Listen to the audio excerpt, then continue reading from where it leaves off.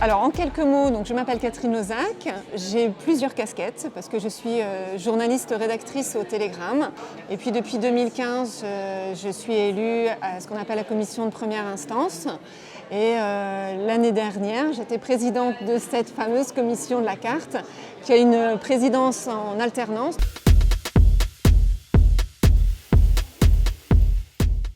Il faut faire du journalisme, ça paraît évident mais bon, c'est écrit dans la loi. Il faut que ça soit votre activité principale, régulière et rétribuée. C'est-à-dire que vous pouvez faire du journalisme ou en tout cas avoir l'impression d'être journaliste professionnel, mais si vous travaillez pour une collectivité par exemple, voilà, quelle est votre indépendance éditoriale si vous travaillez pour la mairie de Trifouilly-les-Oies? Voilà. Ce sont les élus qui, in fine, décident si oui ou non votre article va passer comme ça ou pas. Il n'y a pas d'indépendance éditoriale.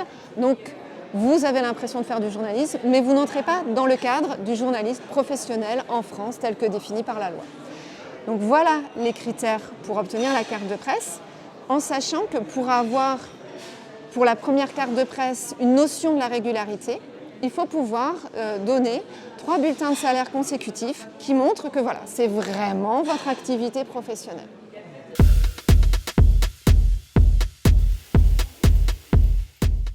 Elle existe depuis 1935. Et évidemment, en 1935, il n'y avait pas Internet, il n'y avait même pas la télévision. Voilà.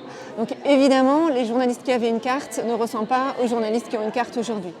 Donc ce qui veut dire que quand même, la carte, elle a été pensée avec suffisamment de souplesse pour qu'on puisse s'adapter à ce qui se passe aujourd'hui.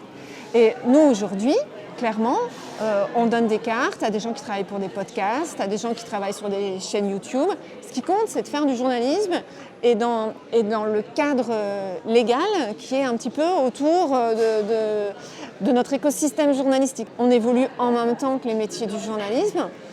Après, on est aussi là pour protéger les 34 000 journalistes qui ont une carte. Voilà. Et donc, il ne faut pas brader le statut. C'est-à-dire qu'on est tout le temps dans l'équilibre entre la situation de la personne qui fait sa demande de carte, être attentif éventuellement à sa précarité, à un accident de parcours, et garder une certaine force à ce statut de journaliste qui rassemble quand même 34 000 personnes qui ont des métiers complètement différents.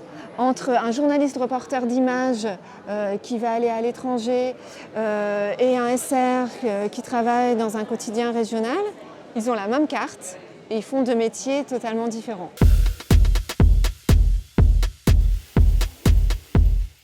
Je trouve que c'est quand même important que notre profession garde cette ouverture.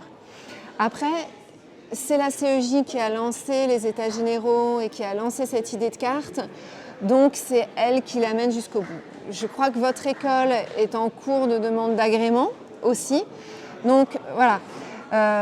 Ce paysage des écoles reconnues est mouvant, hein, alors ça fait longtemps qu'il n'y en a pas de nouvelles qui sont rentrées, mais je dirais au début des années 2010-2015, il y a eu de nouvelles écoles qui étaient reconnues, donc ce n'est pas un cercle qui est fermé.